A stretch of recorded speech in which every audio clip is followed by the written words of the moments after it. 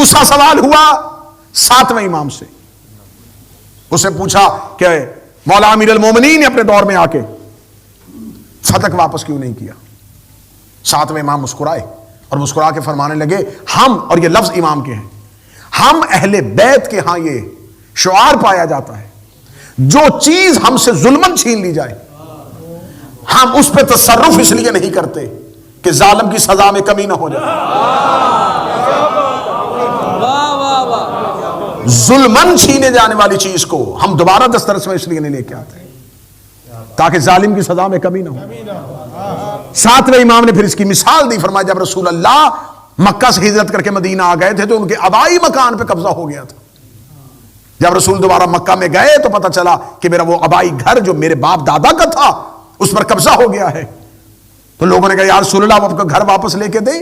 فرمایا کس کے قبضے میں ہے؟ فرمایا ابو لہب کے۔ فرمایا میں اس کی سزا میں کمی نہیں ہونے دوں گا، وہ قیامت کو بھی اٹھے گا تو غاصب رسول ہو کے اٹھے گا۔ نبی نے یہ بتا دیا تھا کہ جو معصوم کے حق میں غاصب ہو جائے پھر قیامت والے دن بھی وہ اپنے نماز اور اپنے روزے کی وجہ سے نہیں اٹھے گا، وہ اپنے اسی جرم کی وجہ سے اٹھے گا۔ یہی وجہ ہے کہ سیدہ کا مال کھایا گیا، اللہ نے دوبارہ اس لیے واپس نہیں لیا کہ جب قیامت والے دن اٹھے تو اپنے کسی اور سٹیٹس کے ساتھ نہ اٹھے، غاصب زہرا کے نام کے ساتھ اٹھے۔ اب یہ اٹھے گا بھی تو غاصب سیدہ کے عنوان کے ساتھ اٹھا۔ پھر ایک سوال ہوا میرے 8ویں شہنشاہ سے، پھر محفل میں سوال ہوا۔ یہ جتنے جواب میں دے رہا ہوں یہ آئمہ کے دیے ہوئے جواب۔ مولا امیر المومنین نے اپنے دور میں فتح واپس کیوں نہیں لیا؟ تو 8ویں امام نے جس کا جواب دیا، کتنا بہترین جواب ہے۔ امام فرماتے ہیں کہ ہم اللہ کی طرف سے تمہارے اوپر ولی ہیں اور ہمارا اللہ ولی ہے۔ توجہ رکھیے گا صاحبان، جواب امام سنیے گا۔ ہم تمہارے اوپر ولی ہے، اللہ ہمارے اوپر ولی ہے۔ ہماری ولایت یہ حق رکھتی ہے اور یہ تقاضا کرتی ہے جب امت سے کچھ چھینا جائے تو ہم تمہارے ولی ہو کر تمہیں تمہارا حق لے کے دیں۔ اگر تم سے کچھ چھینا جائے گا تم ہم سے شکایت کرو گے، ہمارا ولی ہونے کی حیثیت سے حق بنتا ہے ہم تمہارا حق تمہیں واپس لے کے دیں، اور جب کوئی ہم سے حق چھینے گا پھر ہم خود نہیں لیں گے، پھر اللہ ہمارا حق چھینے گا اور اللہ ہمارا حق ہمیں واپس لے کے دے گا۔ اس کا مطلب جس نے زہرا سے حق چھینا ہے وہ زہرا کا مجرم نہیں ہے، وہ اللہ کا مجرم ہے۔ کیا بات ہے، کیا بات ہے۔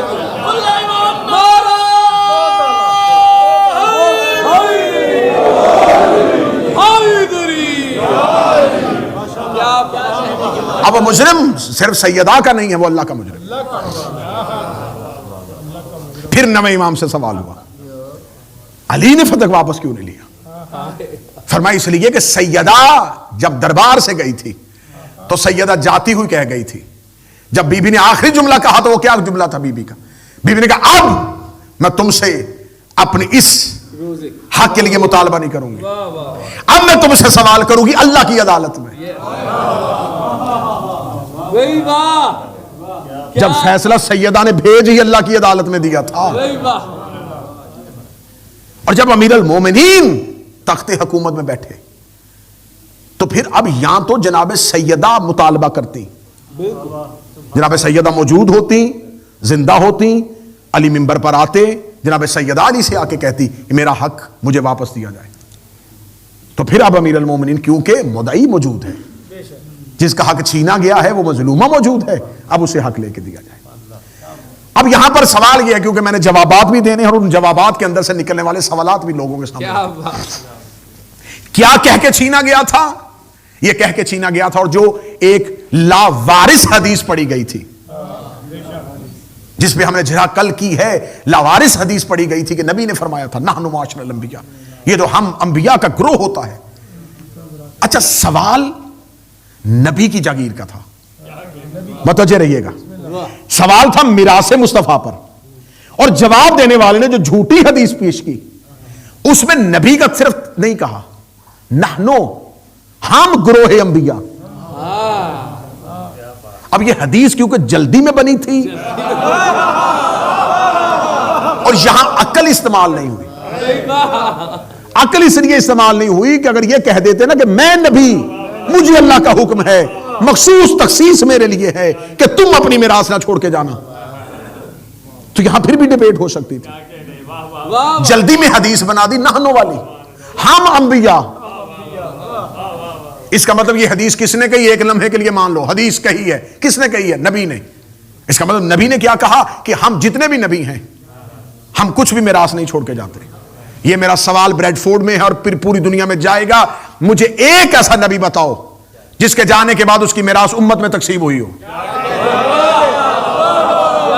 آپ میری تائید کریں گے تو میں سوال آگے پہنچا سکتا ہوں. آپ مجھے بتائیں کہ حضرت موسیٰ کے جانے کے بعد حضرت موسیٰ کا عصا کسی امتی نے لے لیا تھا؟ تابوت سکینہ امت میں تقسیم ہو گیا تھا. داؤد نبی کے گھوڑے امت نے آپس میں بانٹ لیے تھے. سلیمان کا تخت بعد میں صحابیوں نے تقسیم کر لیا تھا. جب کسی نبی کے جانے کے بعد اس کی میراث امت کے پاس نہیں آئی تو پھر یہ حدیث تو نہنو بھی آ کے غلط ہو گئی. جب ہر نبی جانے کے بعد اپنی اولاد کو میراث دے کے گیا ہے تو پھر یہ جو حدیث کہی کہ ہم گروہ انبیاء، اس کی مثال پیچھے تو کہیں نہیں مل رہی. اچھا تو اب اگر یہ حدیث نافذ کر ہی دی تھی کہ نبی نے کہا ہے کہ ہم جو چھوڑ کے جاتے ہیں وہ میراث ہماری اولاد کو نہیں ملتی، یہ امت کا حق ہوتی ہے، پھر مجھے مولویوں کے سر پہ قرآن رکھ کے بتاؤ کہ فدق امت میں کس دور میں تقسیم ہوا تھا؟ فدق امت میں کب تقسیم ہوا تھا؟ باقاعدہ طور پر دربار خلافت میں آیا ہو کہ دیکھو میں نے نبی کی حدیث پیش کر کے یہ جاگیر لے لی ہے، اب آئے ساری امت ہم اسے تقسیم کریں. پہلے خلیفہ کے دور میں تقسیم نہیں ہوا، دوسرے خلیفہ کے دور میں تقسیم نہیں ہوا، پھر آپ کی خلافت تیسرے نمبر پر گئی. تیسرے نمبر والا خلیفہ جاتا ہوا اپنے داماد کے نام لکھ کے چلا گیا.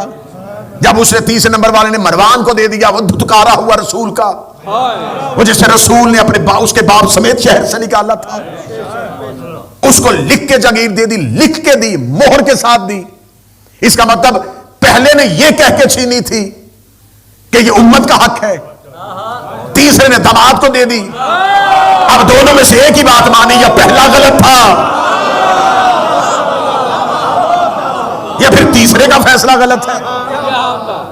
اگر پہلا یہ کہہ کے چھین رہا ہے کہ یہ صرف امت کا ہے تو پھر تیسرا داماد کو کیوں دے رہا ہے؟ اگر اس کے آوارہ داماد کو مل سکتی ہے،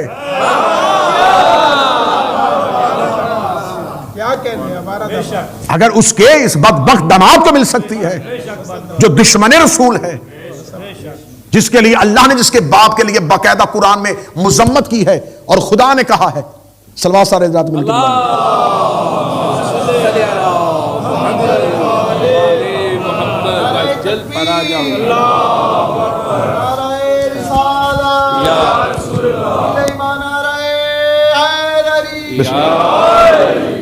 جس کے لیے باقاعدہ طور پر خدا نے قرآن میں مذمت کی ہے، اور نبی اس کو شہر سے نکال رہے ہیں، اور نبی یہ کہہ کہ جو بھی آئے گا اس کو مزید باہر نکال.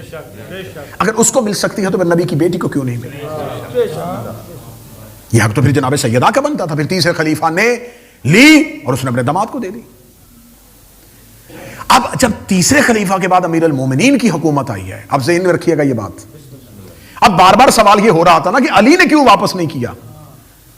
بھئی تیسرے خلیفہ نے تو اس کے بعد یہ بیت المال میں یا اپنے پاس یا اسٹیٹ کے پاس گورنمنٹ کے خزانے میں رہنے نہیں دیا. اگر تو تیسرے خلیفہ کے بعد یہ ہوتا اسٹیٹ کے قبضے میں، ریاست اس کو چلا رہی ہوتی اور علی اس ریاست کے حکمران بنتے، تو علی کہتے پھر اس فدق سے اب ایک بھی پائی بیت المال میں نہیں آئے گی، کیونکہ یہ سرکاری خزانے میں آ ہی نہیں سکتی. اس لیے جائے گا جناب سیدہ کے اولاد کے پاس جائے گا. اب امیر المومنین جب تخت حکومت میں آئے تو اب یہ سوال بار بار کیے جا رہے ہیں کہ علی نے واپس کیوں نہیں لیا، علی نے واپس کیوں نہیں لیا؟ فتح تھا کس کے پاس؟ تمہارا تیسرا جاتا ہوا اپنے داماد کو نہ دے کے جاتا تو پھر یہ سوال اٹھتا تھا. اب جب تو وہ بائی نیم کسی کے پاس کر گیا تو اب امیر المومنین اگر منبر پہ آ کے بیٹھ کے سب سے پہلے اس سے فدق چھینتے تو پہلا اعتراض علی پہ کیا آتا؟ دیکھا ہم نے کہا نہیں تھا کہ علی اسلام کے لیے خلیفہ نہیں بنے گا، علی ذاتی انتقام لے. اس سے علی فدق کا مطالبہ کرتے، جو یہ گھر سے جھنڈا لے کے نکلا ہوا ہے کہ ہم قتل عثمان کا بدلہ علی سے لیں گے.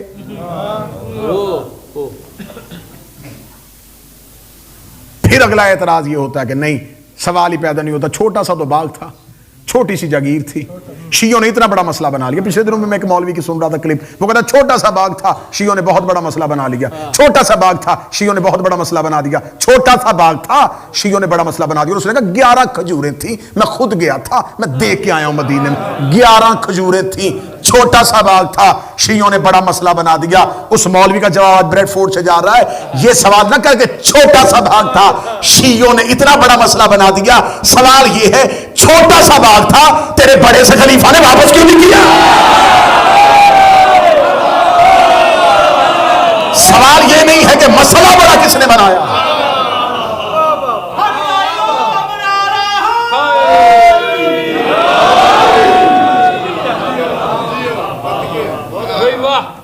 سوال یہ نہیں ہے کہ چھوٹا سا باغ تھا، شیعوں نے بڑا مسئلہ بنا دیا. سوال یہ ہے چھوٹا سا باغ تھا، بڑے سے خلیفہ نے واپس کر دینا. اس نے چھوٹے سے باغ کو اتنا بڑا مسئلہ کیوں بنایا؟ اس چھوٹے سے باغ کے لیے اتنا بڑا مسئلہ بنا دیا. تیسرے خلیفہ نے اپنے داماد کو دیا. پھر اس کے بعد یہ فدق کئی دفعہ. اب یہ دیکھیں خلافت کی جتنی لائن ہے ان میں سے کچھ چھین رہے ہیں اور کچھ واپس دے رہے ہیں. قبلہ میں ٹھیک ہے؟ یہ جاگیر چھیننے والے بھی خلفاء ہیں، واپس دینے والے بھی خلفاء ہیں. تیسرے خلیفہ نے اپنے داماد کو دیا. پھر اس کے بعد عمر بن عبد العزیز نے اپنے آ کے دور کے، عمر بن عبد العزیز نے اپنے دور میں آ کے پھر اہل بیت کو واپس کیا. ہم آپ کے تصرف میں لے رہے ہیں. پھر اس کے بعد پھر اس کو چھین لیا گیا یزید بن عبد الملک بن مروان نے، پھر اس کو چھین لیا. صفا نے اپنے دور میں آ کے پھر واپس کیا. منصور دوانکی نے پھر چھین لیا. مہدی عباسی نے واپس کیا. ہادی عباسی نے پھر چھین لیا. تو یہ جو بار بار چھیننے والے ہیں یہ بھی رضی اللہ ہیں،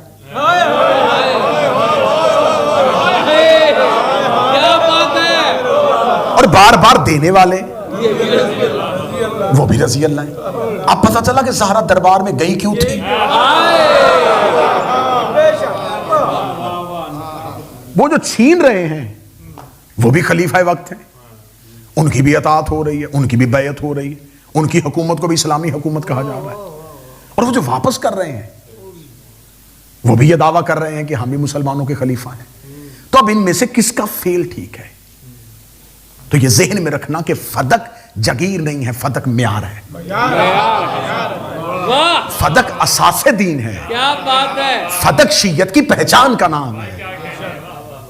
ایک لفظ یوز ہوتا ہے تاریخ کی کتابوں میں کہ جب یہ فدق چھینا گیا تو دوسرے نے پہلے سے کہا تھا ہم اس کو چھینیں گے تاکہ ہم فاطمہ کے شیعوں کو مضبوط نہ دیکھ سکیں، علی کے شیعہ نہیں. فاطمہ کے شیعہ، علی کے شیعہ نہیں، فاطمہ کے شیعہ. اگلا جملہ میرے مالک مجھے اس چہرے کی زیارت نہ کروانا جو میرا ہم عقیدہ نہ ہو، اس جملے پہ نہ بول سکے. یہی وجہ ہے کہ آج تک یہ لفظ کہا تھا نا فاطمہ کے شیعہ، یہ پہچان بنا ہوا ہے. آج بھی کہو نا نبی کے قاتل پہ لعنت سارے ہی کر دیں گے، آج کہو علی کے قاتل پہ لعنت سارے ہی کر دیں گے، آج کہو حسن کے قاتل پہ لعنت سارے ہی کر دیں گے. آج بھی بطول کے قاتل پہ لعنت سوائے شیعوں کے کوئی کر ہی نہیں سکتا.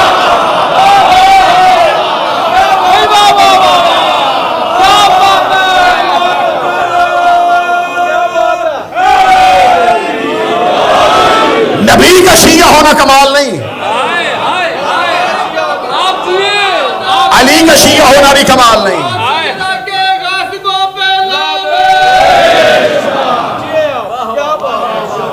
یہی وجہ ہے کہ حدیث ہے کہ بندہ لا الہ الا اللہ پڑھے اور محمد رسول اللہ نہ پڑھے تو اللہ لا الہ الا اللہ واپس لے لیتا ہے. بندہ محمد رسول اللہ پڑھے اور علی ولی اللہ نہ پڑھے رسول اللہ واپس لے لیتا ہے. بندہ علی ولی اللہ پڑھے اور بطول کے دشمن پہ لعنت نہ کرے علی ولی اللہ بھی واپس لے لیتا ہے. مرکز دین الہی ہے حق کے سیدہ.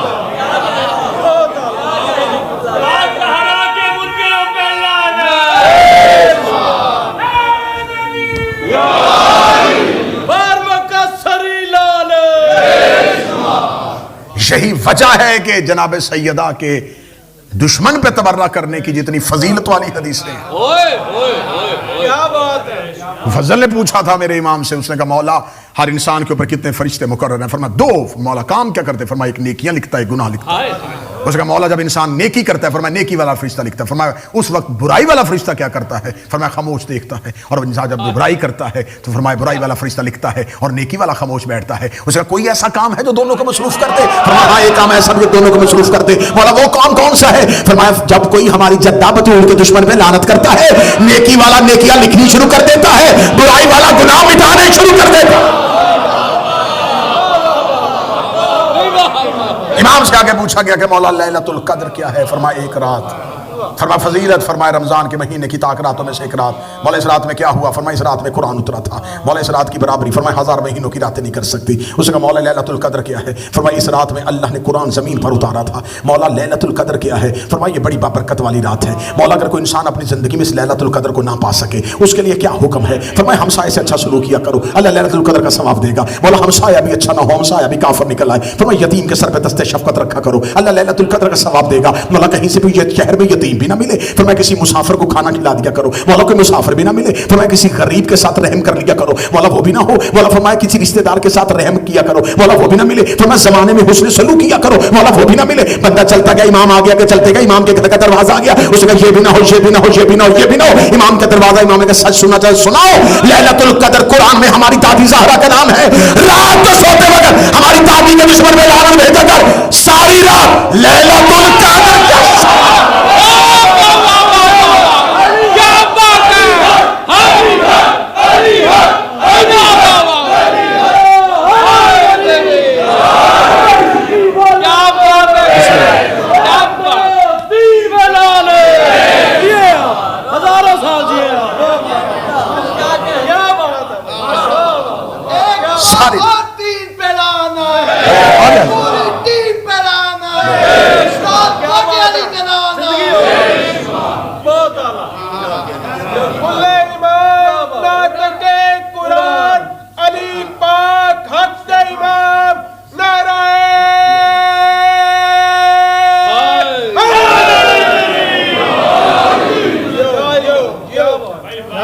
سیدہ میزان ہے. اللہ سیدہ زمانے پہ پہچان ہے. یہ مطالبہ میراث نہیں ہے، یہ مطالبہ اسلام ہے. کفر اور اسلام کے درمیان ایک خلیج، ایک فرق، ایک دروازے کا نام سیدہ ہے. آپ کیا سمجھتے ہیں کہ یہ سیدہ صرف اور صرف کھجوروں کے باغ کے لیے دربار میں گئی ہے؟ نہیں، سیدہ دین الہی کو زندہ کرنے کے لیے گئی. شہزادی کا یوں دربار میں جانا اور یوں دربار میں جا کے گفتگو کرنا. اور سیدہ نے، میں نے شاید ایک مجلس میں بیان کیا تھا کہ جب سیدہ دربار میں گئی ہیں تو جناب سیدہ جب دربار میں بول رہی تھی تو ایسے لگ رہا تھا جیسے رسول پہلے دن مکہ میں کافروں کے درمیان بول رہے ہیں.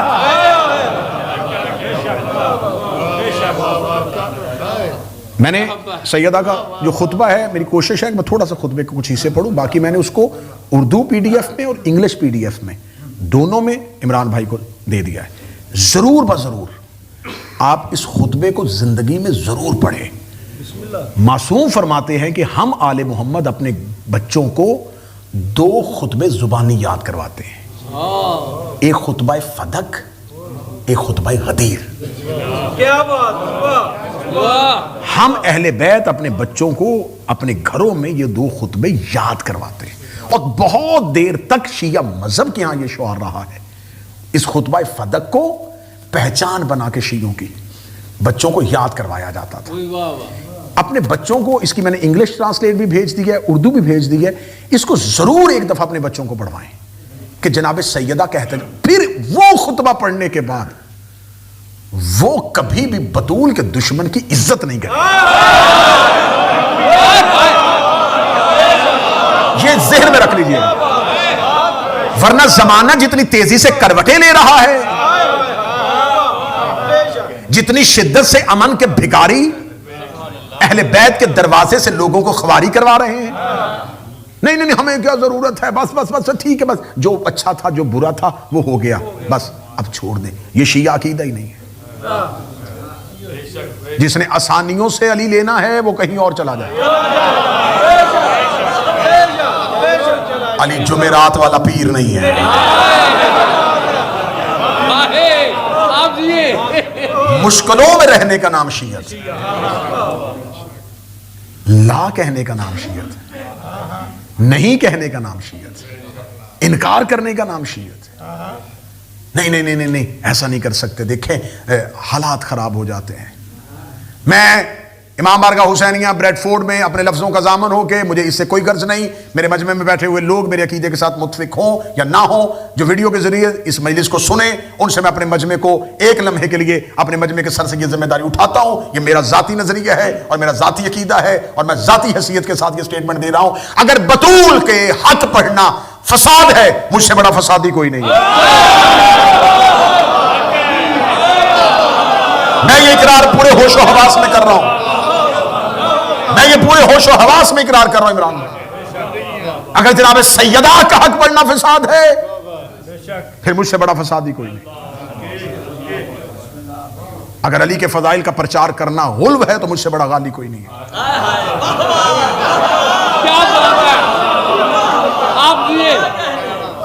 اگر اہل بیت کے حق میں دفاع ہونے کا نام کسی ایجنسی کا ایجنٹ ہونا ہے تو پھر میں اس ایجنسی کی بغیر تنخواہ کے نوکری کروں گا جو ہمیں اہل بیت کے حق کے لیے کہہ رہی ہے. کیا بات ہے، کیا بات ہے قبلہ، کیا بات ہے بھئی مجھے تو میں تو اس ایجنسی کی بغیر تنخواہ کے نوکری کروں جو ہمیں کہہ کے ممبروں پہ جا کے علی پڑھو. کن ممبروں سے ہمیں علی پڑھنے کے لیے روکا جا رہا ہے؟ جناب سیدہ کا حق ابن ابی الحدید نے اپنے استاد سے پوچھا ہے مدرسہ غربیہ بغداد میں بیٹھے ہوئے. اس نے کہا، اب اس نے اپنی اہل سنت ہے، معتزلی ہے، اس نے لکھا ہے اپنی شرح نہج البلاغہ میں. اس نے کہا میں نے اپنے استاد سے پوچھا جب بیٹھے ہوئے تھے تنہائی میں، میں نے کہا استاد محترم آپ کے میرے سوا کوئی نہیں بیٹھا، مجھے صرف اتنا بتائیں زہرا حق پہ تھی؟ میں فضائل پڑھ رہا ہوں.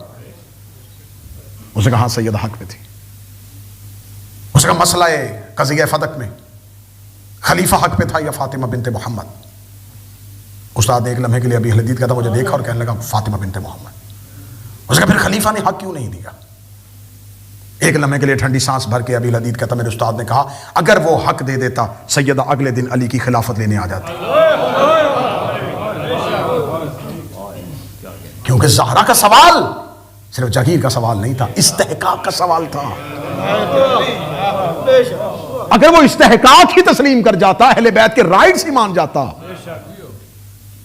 تو پھر پہلا حق یہ تھا کہ اگر تم نے اہل بیت کے حقوق مان لیے تو پھر علی کا حق کہاں ہے؟ اس نے کہا یہ سوال زہرا صرف جگیر فدق نہیں تھا، یہ خلافت علی کا سوال تھا. اس لیے انہوں نے پہلے ہی لمحے پر سوال کو فراموش کر دیا تاکہ یہ اگلا سوال خلافت علی کا نہ آ سکے. اس کی ایک دلیل میرے پاس موجود ہے. میرا سلام ہے اس استاد کو جس نے اپنے شاگرد کے سامنے یہ حق گوئی کی. اس کا مجھے جواب تاریخ میں ایک جگہ پہ ملا جب ہارون رشید نے امام سے پوچھا 7ویں شہنشاہ سے. اسے اگر میں فدق واپس کرنا چاہوں، اگر میں کرنا چاہوں، میں کر تو نہیں رہا، اگر میں کرنا چاہوں تو مجھے بتا سکتے ہو؟ 7ویں امام موسی کاظم سے پوچھا کہ فدق کا رقبہ کتنا ہے؟ امام نے کہا تو نہیں دے سکتا. حدیث کی جو بھی کتاب اٹھاؤ گے اس میں لکھا ہے، اسے کہا میں دوں گا اگر آپ مجھے رقبہ بتا دیں. امام نے کہا سن، اس کی پہلی حد سمرقند، ایک افریقہ، ایک بحر خضر اور ایک مکہ. اس نے دیکھ کہا میں نے فدق پوچھا ہے، یہ آپ نے میری حکومت کا رقبہ بتایا ہے. نہ سنیے گا یہ میری حکومت کا رقبہ ہے. اتنی جگہ جو آپ نے بتائی اس میں اسلامی حکومت ہے میری قائم. میں فدق پوچھ رہا ہوں، آپ حکومت کا رقبہ بتا رہے ہیں. امام نے کہا اصل مطالبہ فدق ہی نہیں تھا، حکومت ہے تیری. اس کا میری اسلامی حکومت کا فدق کے ساتھ کیا تعلق؟ امام نے کہا بھول گیا جس نے چھینا تھا اسے یہ کہہ کے چھینا تھا. ہمیں فدق اس لیے چاہیے کہ ہمیں اپنے مجاہدین کو تنخواہیں دینی ہے، ہمیں جنگی اسلحہ خریدنا ہے، ہمیں لشکر بنانے ہیں. اس کا مطلب تم نے فدق ہم سے چھینا. اس سے گھوڑے خریدے، اس سے تلواریں خریدی، اس سے مجاہدوں کو تنخواہیں دی، پھر وہ جہاں جہاں جہاں گئے جو جو رقبہ اسلام میں آتا گیا وہ تیری حکومت میں نہیں آیا، ہماری جگیر میں آیا۔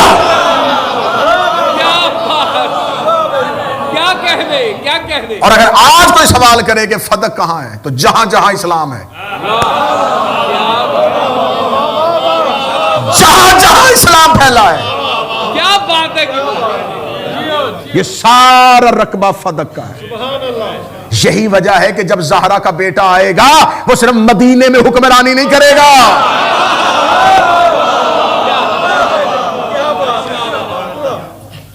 ہر اس جگہ پہ جا کے حکمرانی کرے گا جہاں جہاں تک لا الہ الا اللہ پھیل چکا ہے۔ جہاں اللہ کو سجدہ ہو رہا ہے وہ ہر زمین مقروض فدق ہے۔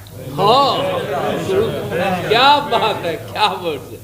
مقروض فدق ہے ہر وہ جگہ جہاں جہاں تک آج اللہ کا سجدہ ہو رہا ہے۔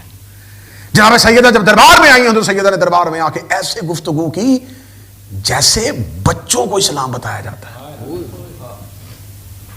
سیدہ نے پہلے اللہ ان کے درمیان ایسے پڑھا، ایسے اللہ پڑھا اس کے درمیان۔ میں لے کے آیا تھا خطبہ، میرا دل تھا کہ میں اس خطبے کو مکمل پڑھوں، لیکن تفصیلی خطبہ ہے، میں نے اس لیے ان کو کر دیا کہ اگر آپ چاہیں تو ان سے ضرور وصول کیجیے گا، اور ضرور وصول کیجیے گا، ضرور اس کو زندگی میں ایک بار پڑھیے گا۔ جناب سیدہ نے آ کے ان کے سامنے اللہ ایسے پڑھا جیسے یہ اللہ سے واقف ہی نہیں ہے۔ خطبے کے 4 حصے ہیں۔ پہلا حصہ اللہ پڑھا گیا، توحید پڑھی گئی، توحید کی صفات پڑھی گئی، اللہ کی ذات پڑھی گئی، اللہ کی صفات پہ سیدہ نے ایسے بات کی، مجمع خاموش۔ اس کے بعد سیدہ خود ام ایمن کہہ رہی ہے کہ جب جناب سیدہ اپنے گھر سے نکلی تھی تو سیدہ نے ایک چادر بطور مکنا اوڑی ہوئی تھی، اس کے اوپر پھر ایک چادر اوڑی ہوئی تھی، یعنی کہ چادر کی بھی چادر تھی سیدہ کے پاس۔ جو کسائے سیدہ تھی اس کے اوپر بھی ایک چادر تھی، اور کنیزیں کہتی ہیں کہ سیدہ کی چادر جو ہے وہ زمین پہ ایسے خط کر رہی تھی کہ پاؤں کے نشان بھی چادر مٹا رہی تھی۔ چادر ایسے زمین پہ آ رہی تھی کہ جو سیدہ جہاں سے چل رہی تھی وہ قدموں کے نشان چادر کے ساتھ مٹ رہے تھے۔ سیدہ آئیں، سیدہ نے آ کے پہلے، میں فضائل ابھی پڑھ رہا ہوں، سیدہ نے پہلے آ کے ایک ٹھنڈی آہ بھری۔ یہ آہ مظلوم کی آہ تھی۔ سیدہ کی آہ میں اتنا اثر تھا، پوری مسجد سے رونے کی آوازیں بلند ہوئی۔ سیدہ اتنے مظلومانہ طریقے سے سیدہ نے پہلی آہ بھری، ایک سسکی لی سیدہ نے، پھر اس کے بعد سیدہ نے اپنے آپ کو صبر کیا، صبر کر کے گفتگو شروع کی، اللہ کی وحدانیت پڑھنی شروع کی۔ اللہ کی وحدانیت پڑھنے کے بعد سیدہ نے کہا سمیں میں بتاؤں، اللہ نے ایمان کے ذریعے تمہارے دلوں کو شرک سے پاک کیا۔ بی بی علتیں بتا رہی ہے، وجہ بتا رہی ہے، دین کی چیزوں کے واجب ہونے کی علتیں زہرا بیان کر رہی ہے، جبکہ یہ حق تھا تخت پہ بیٹھا خلیفہ بتاتا کہ دین کیا ہے۔ میں ممبر پہ ذکر کر رہا ہوں اور مجھے مجمع سے ادھر سے کوئی ایک بچہ اٹھے اور وہ کہے رکیے پہلے میں آپ کو بتاتا ہوں کہ ممبر کا حق کیا ہے، تو اس بچے کے علم کو دیکھنے سے پہلے لوگ میری نفی کو دیکھیں گے کہ یہ ایک بچہ اسے خاموش کروا رہا ہے اور وہ بتا رہا ہے کہ میں تجھے بتاتا ہوں، رک جا، مجلس کیسے پڑھتے ہیں۔ اچھا وہ بیٹھا ہوا ہے خلیفہ رسول ہونے کی حیثیت سے، اور زہرا کہہ رہی رک میں تجھے بتاتی ہوں دین کیا ہے۔ یہ جنگ نہیں ہے تو اور کیا ہے؟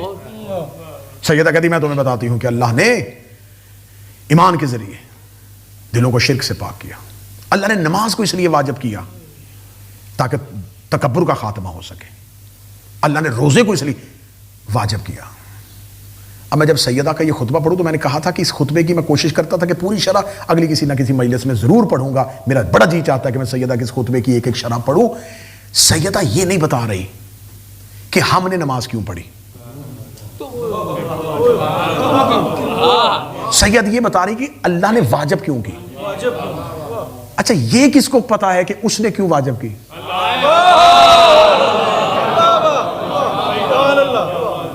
واجب نظر شاہ صاحب، ہم یہ تو کہہ سکتے ہیں کہ ہم زمین سے اناج لیتے ہیں، وہی واہ عمران بھائی ہم یہ دے سکتے ہیں کہ ہم زمین سے پانی لیتے ہیں، لیکن ہم میں سے کون یہ دعویٰ کر سکتا ہے کہ میں بتاتا ہوں کہ اللہ نے زمین کیوں بنائی تھی؟ یہ تب ہی میں کہہ سکتا ہوں کہ یا تو میں خدا ہوں اور یا اس نے مجھے بتایا ہے کہ کیوں بنائی ہے۔ کیا بات سیدان دربار میں کھڑے ہو کے یہ نہیں کہا کہ ہم نے نماز کیوں پڑھی، سیدہ کہتی میں تمہیں بتاتی ہوں کہ اللہ نے واجب کیوں کی۔ اتنے دشمنوں میں سے ایک زبان نہیں بولی کہ تو نبی نہیں ہے، تو رسول نہیں ہے، تیرے اوپر تو وحی نہیں آتی، تو کیسے بتا رہی ہے کہ کیوں واجب کی؟ خاموش ہو کے ان کا سننا اس بات کی دلیل ہے، انہیں پتا تھا کہ اسے ہی پتا ہے کہ کیوں واجب کی، کیا بات اسے ہی پتا ہے کہ کیوں واجب کی۔